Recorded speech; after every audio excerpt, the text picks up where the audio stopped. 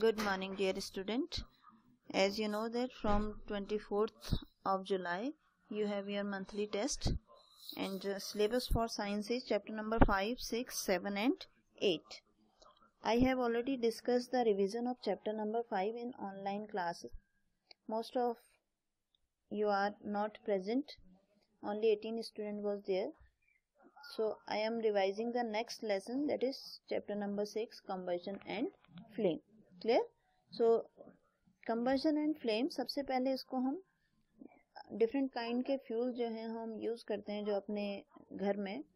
We use different kind of fuels for running automobiles. और last chapter में हमने पढ़ा भी है कि हम कोल के बारे में पढ़ चुके हैं. We have learn about charcoal, petrol, diesel and CNG.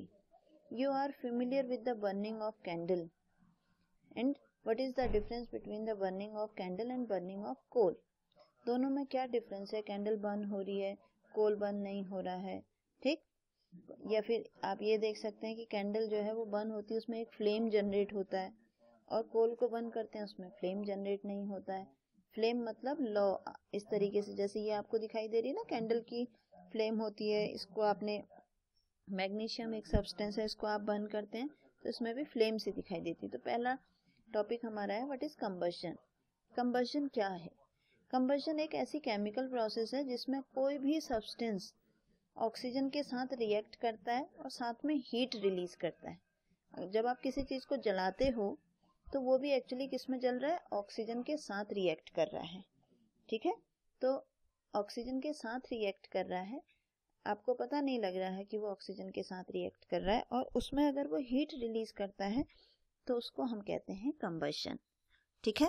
और जो सब्सटेंस बर्न होता है that substance is known as fuel. जो कंबस्टिबल है, कंबस्टिबल का मतलब जो बर्न हो सकता है, जो हीट जनरेट कर सकता है, उसको हम कंबस्टिबल सब्सटेंस कहते हैं. ठीक. फ्यूल कैसा भी हो सकता है, सॉलिड भी हो सकता है, लिक्विड भी हो सकता है और गैस भी हो सकता है. फिर यहाँ पर देखो, we were told that food is fuel for our body. हमें कहा जाता है कि जो खाना है, फूड है, वो हमारी बॉडी के लिए फ्यूल की तरह काम करता है. क्यों काम करता है? बिकॉज जब वो हमारी बॉडी के अंदर जाता है तो हमारी बॉडी में जो ऑक्सीजन है उसके साथ रिएक्ट करके वो एनर्जी क्रिएट करता है, और इसी वजह से उसको हम क्या कहते हैं? उसको हम कहते हैं फ्यूल फॉर आवर बॉडी. फिर इसके बाद आपने ये एक्टिविटी की थी 6.1, जिसमें आपने combustible and non combustible substance बताया था कि कौन सा है और कौन सा नहीं है. यहाँ पे MCQ टाइप क्वेश्चन में आपको डायरेक्ट दे दिया जाएगा. जैसे ऐसे क्वेश्चंस आते हैं कि केरोसिन ऑयल इज कंबस्टिबल या non combustible, none of above, all the above, ऐसे करके क्वेश्चन आ सकते हैं. तो इसको आप अच्छी तरीके से कर लेंगे. ठीक है. फिर उसके बाद अब हम पढ़ रहे हैं इसके आगे कंडीशंस. ठीक. कि कंबशन होने के लिए क्या क्या कंडीशंस होनी चाहिए. सबसे पहली कंडीशन, चलिए यहाँ आते हैं, कहाँ गया? यस. सबसे पहली चीज कि हम देखते हैं कि मैचस्टिक जो है, माचिस जो आप लोग यूज कर रहे हैं, क्या वो अपने आप जल जाती है? नहीं जलती है. क्या कागज का पीस जो है वो अपने आप जल जाता है? नहीं.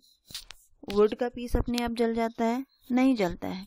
तो कोई भी कंबस्टिबल सब्सटेंस जो है वो अपने आप नहीं जलता है. उसके लिए क्या होता है? हमें यूज करना पड़ता है कुछ ना कुछ. जैसे हम अगर मैचस्टिक को बर्न करना है तो उसको पहले हमें रगड़ना पड़ेगा किसी सॉलिड सरफेस के साथ. इसी तरीके से अगर हमें वुड को जलाना है तो उसके लिए हमें कुछ पेपर इकट्ठे करने पड़ेंगे, कुछ मैचस्टिक इकट्ठी करनी पड़ेंगी, जिससे कि वो वुड जलने लगे. तो काफ़ी टाइम बाद जो है वो उसमें आग लगनी स्टार्ट होती है. ठीक है. इसी तरीके से ये फॉरेस्ट फायर का एग्जाम्पल है कि फॉरेस्ट में जो है बहुत अचानक से और बहुत तेज फायर स्प्रेड होती है. एक जगह लगी तो पूरे जंगल में फैल जाती है. उसका रीज़न क्या है? उसका रीज़न है कि वहाँ पे नीचे जो सूखी पत्तियाँ होती हैं वो बहुत जल्दी आग पकड़ लेती हैं. ठीक है ना.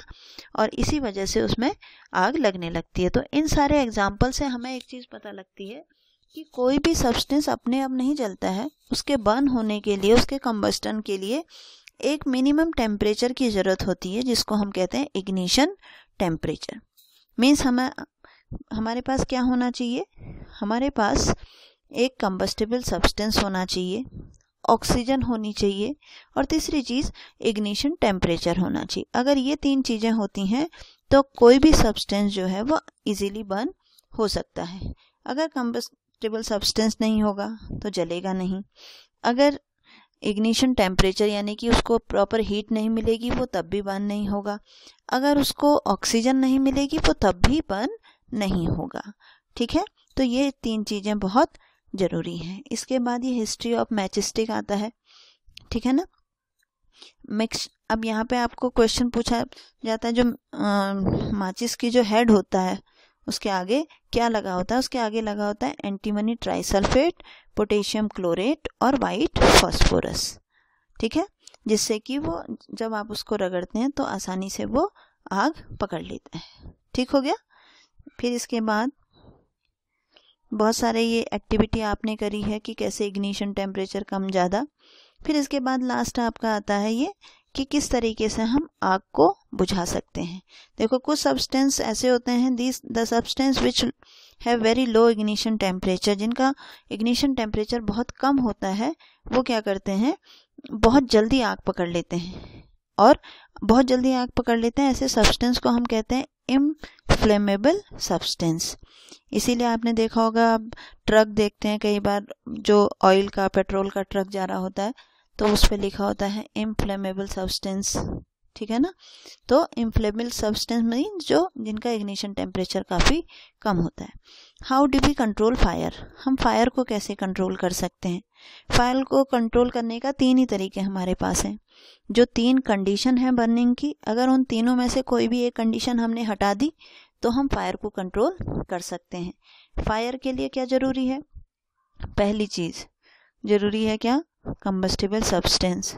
जहाँ आग लग रही है, जिस पे आग लग रही है वो सब्सटेंस हटा दो अगर पॉसिबल है तो।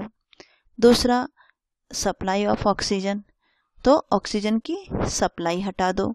ऑक्सीजन की सप्लाई हम कैसे हटा देते हैं, बाय वाटर, पानी डाल के ऑक्सीजन की सप्लाई ख़त्म कर सकते हैं।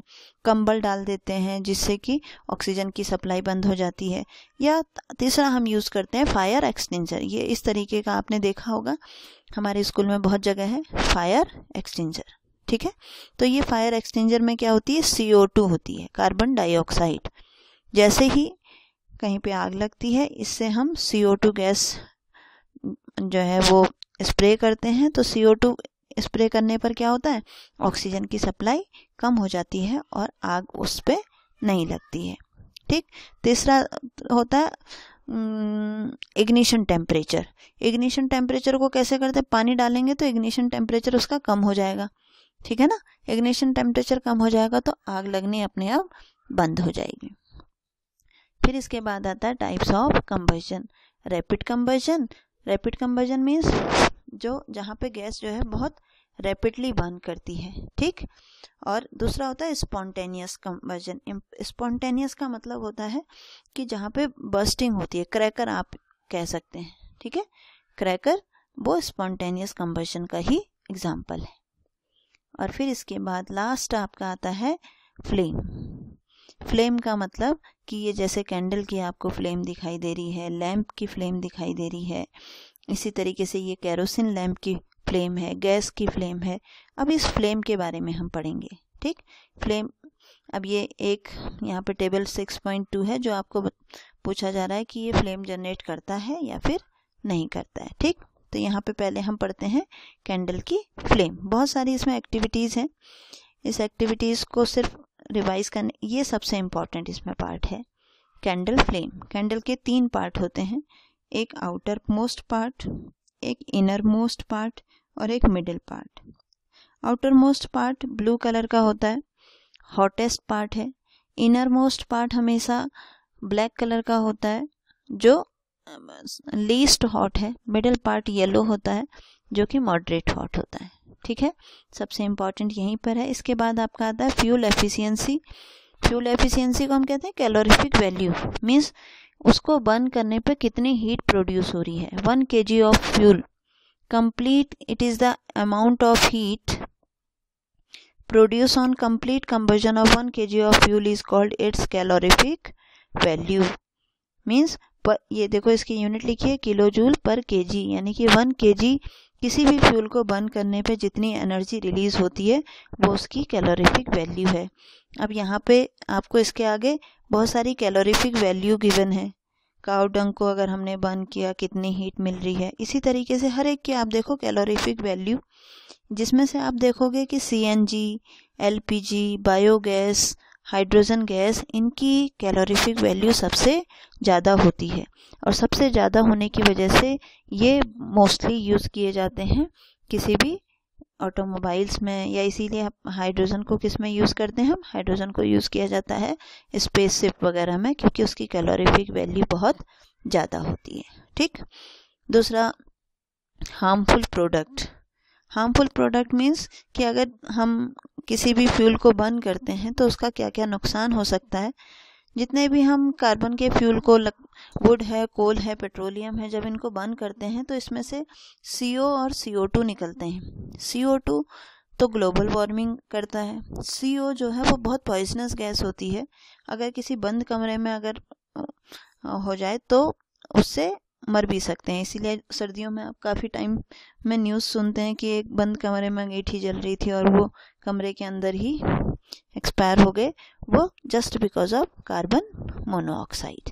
ठीक, फिर एक ये लास्ट टर्म आता है यहाँ पे एसिड रेन। एसिड रेन मतलब जितने भी पेट्रोल इंजन हैं, पेट्रोल हैं, डीजल हैं, ये क्या करते हैं, एयर में NO2 और CO2 दो चीज़ें रिलीज करते हैं और उसी की वजह से जब बारिश होती है और वो बारिश के साथ ज़मीन पे आते हैं, उसको हम कहते हैं एसिड रेन। ठीक, ये आपका चैप्टर नंबर 6 कंप्लीट हो गया। आप इसको एक बार रिवाइज करेंगे, सारी जितनी डेफिनेशंस हैं इनको लर्न करेंगे और क्वेश्चन आंसर्स को लर्न करेंगे। ठीक है बच्चों, थैंक यू।